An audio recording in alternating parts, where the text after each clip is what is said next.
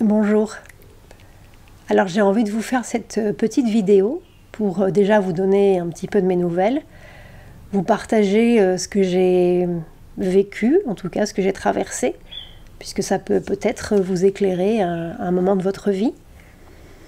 J'ai aussi envie de vous partager quelques textes qui m'ont beaucoup parlé, beaucoup accompagné, et qui continuent encore aujourd'hui de m'aider et de me guider vers cette transition en fait que je suis en train de faire, cette transition en profondeur, vraiment. Et pour vous dire également que les lectures reprennent lundi. Voilà. Peut-être à un rythme un petit peu différent, parce que je ne sais pas si je pourrais continuer à publier aussi fréquemment qu'avant d'arrêter, en fait. C'était quand même assez intense. Donc je vais voir un petit peu selon comment je me sens dans l'instant. Je ferai de mon mieux en tout cas parce que ça me manque beaucoup. Ça fait partie de ma sadhana, ces lectures. Et ce vide que j'ai vécu ces quelques mois, sans les lectures, a été intense et ça m'a manqué en fait. Donc comme je vous disais, ces quelques mois ont été intenses, parfois très inconfortables, douloureux, aussi bien dans le physique que aussi bien dans le mental que dans le vital. Parce que le physique a sonné l'alerte, on va dire, et le vital et le mental se sont agités. Mais en fait, c'est une véritable bénédiction, puisque c'est une invitation, de ce que je comprends en tout cas, à mettre beaucoup plus de conscience dans chaque partie de mon être et à développer cette conscience et à transformer, alors pas moi évidemment, mais c'est ce que j'apprends, à transformer ma sadhana en fait. Depuis quelques jours, le texte où Mère parle de ce petit singe et de ce petit chat me parle beaucoup, donc j'aimerais déjà vous le lire. Je l'ai retrouvé dans cette compilation de textes de la Mère, de la voix ensoleillée, dans la partie soumission, don de soi et humilité. Donc la Mère explique qu'il y a deux chemins qui mènent au yoga, donc la discipline, qui est la tapasya, et la soumission. Le premier est ardu. Là, vous êtes livré à vos propres moyens. Vous ne pouvez compter que sur vous-même. Vous vous élevez et vous réalisez en proportion de vos forces.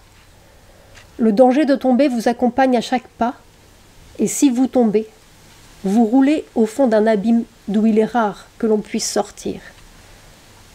L'autre chemin, celui de la soumission, est sûr et certain. C'est ici cependant que les gens d'Occident trouvent leurs difficultés. On leur a enseigné à craindre et à éviter tout ce qui pouvait menacer leur indépendance personnelle. Ils ont sucé avec le lait de leur mère le sens de leur individualité. Et la soumission veut dire l'abandon de tout cela. En d'autres termes, vous pouvez vous conformer, comme dit Ramakrishna, au petit singe ou au petit chat. Le petit singe s'agrippe à sa mère pour qu'elle le transporte, et il doit s'accrocher bien fort, car s'il desserrait son étreinte, il tomberait. À l'encontre du singe, le bébé chat ne se tient pas à sa mère, mais est tenu par elle. Il n'a ni crainte, ni responsabilité. Il n'a rien d'autre à faire qu'à se laisser porter en criant « Ma, ma ». J'ai trouvé ce texte très à propos dans la transformation que je vis actuellement ces derniers mois, en tout cas de ce que j'en comprends, avec ma plus grande lumière, avec ma meilleure lumière, celle que j'ai actuellement. Et je pense que c'est ce passage en fait de cette discipline où je faisais avec ma force, avec ma volonté, mais devant l'ampleur de l'œuvre à accomplir, et bien petite en tout cas. Et là, c'est la transition vers l'apprentissage, parce que c'est encore très souvent abstrait, flou, et il y a beaucoup de résistance, beaucoup de mouvements inférieurs dans cette soumission, dans ce don de soi. Voilà pour ce premier partage. Maintenant, j'aimerais vous lire un extrait de l'agenda du volume 3 qui m'a beaucoup parlé aussi et que j'aime relire en ce moment. Je me repose. C'est une question difficile, parce que je ne veux pas, à aucun prix, arrêter la discipline, la tapasya pour dire les choses exactement. Je ne veux pas. Et les deux, évidemment, c'est trop pour un petit corps idiot, qui est surtout idiot parce qu'il vit dans la tension. J'ai eu des expériences intéressantes à ce point de vue-là, ces jours-ci. J'avais ce qu'il est convenu d'appeler la fièvre.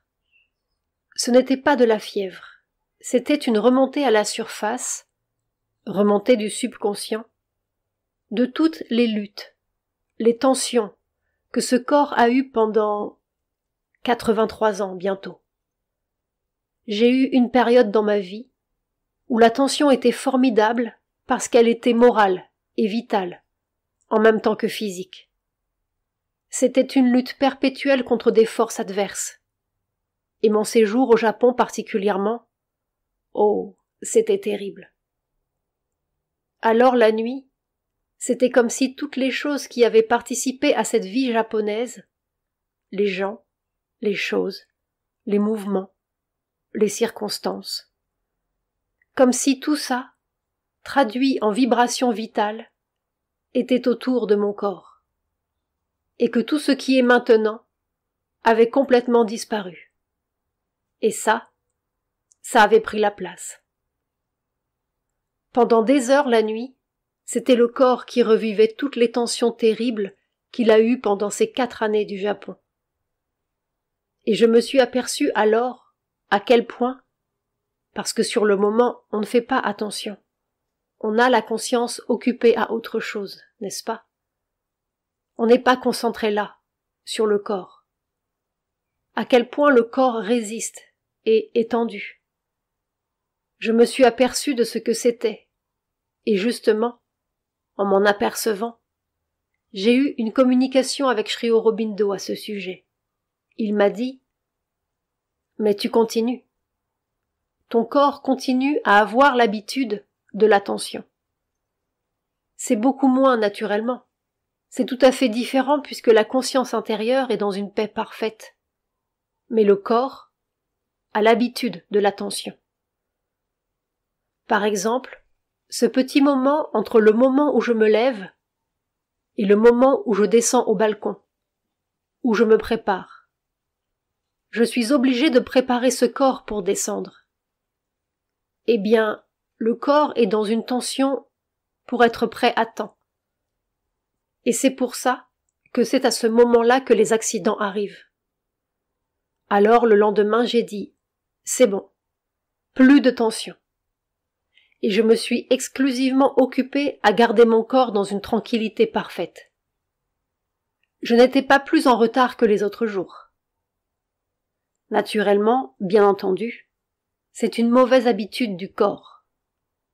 Les choses se sont déroulées de la même façon. Mais ça va mieux depuis ce moment-là. C'est une sale habitude qu'il a. C'est une nécessité de la substance matérielle. Mais justement, c'était ma complainte, ma plainte. J'ai dit, si elle n'est pas capable, cette substance, de ne pas se relâcher, si elle n'est pas capable de résister à ça, si elle a absolument besoin de se détendre, si elle ne peut pas garder la conscience, c'est-à-dire le mouvement de la conscience, si de temps en temps, ça se relâche, alors comment est-ce qu'on peut supramentaliser ça? C'est justement ce que tous les gens ont toujours dit. Elle ne peut pas tenir la charge. Elle a besoin de se relâcher. Elle ne peut pas tenir la charge de l'énergie. Et surtout, cette énergie-là, n'est-ce pas? qui donne aux gens l'impression de quelque chose de presque anormal. Une énergie qui fait comme ça, geste inflexible, et qui peut tenir le coup indéfiniment. Et il y a aussi ce texte de Niranjan Guha-Roy, qui était un disciple de la mer, que j'aime particulièrement. J'aime sa sensibilité, les textes qu'il partage, les œuvres qu'il a peintes. J'ai déjà fait plusieurs lectures sur ces textes. Donc je vous laisse écouter. Nouvelle manière d'agir. Nous devons nous calmer et incarner la paix supramentale, l'harmonie suprême et la conscience supramentale. C'est cela qui est la base de tout travail futur.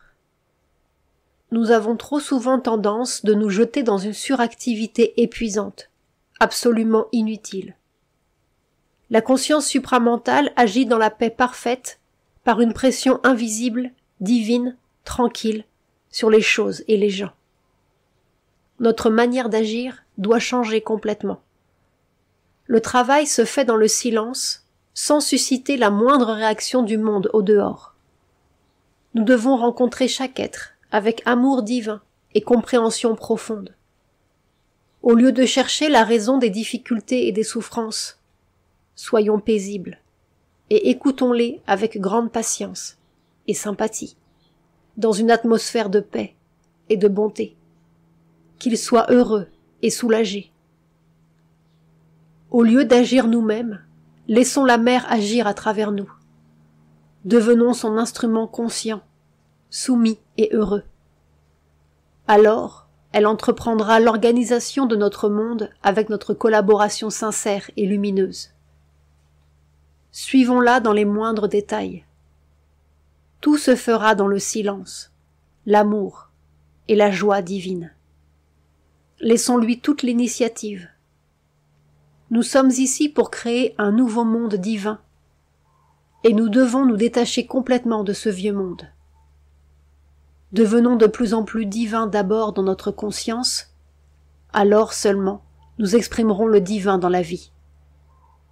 La réalisation intérieure est la chose la plus importante. Ne nous concentrons pas trop sur une création matérielle. Augmentons notre conscience qui est encore très bornée. Suivons-la à chaque instant. Voilà. J'espère qu'en tout cas ces partages pourront peut-être éclairer à un moment donné votre chemin. En tout cas, je suis vraiment contente de recommencer les lectures. Je vous souhaite une très belle journée et je vous dis à très vite.